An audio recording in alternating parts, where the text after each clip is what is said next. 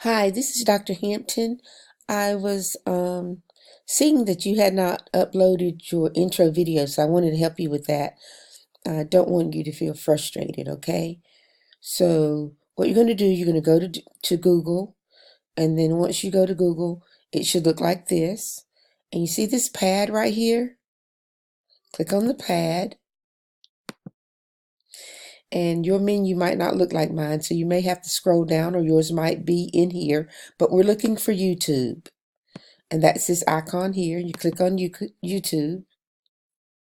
And then once you click on YouTube, you see this camera here?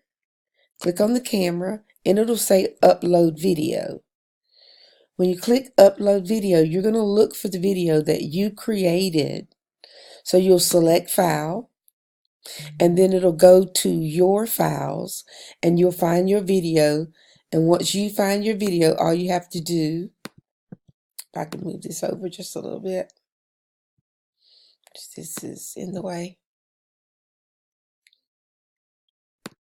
All you have to do once you find your video is click open, and then your video will upload. So that's what I need you to do. Watch this video a couple of times and you should have no problem uploading your video. Okay? All right. Thank you very much, and I hope you enjoy the class.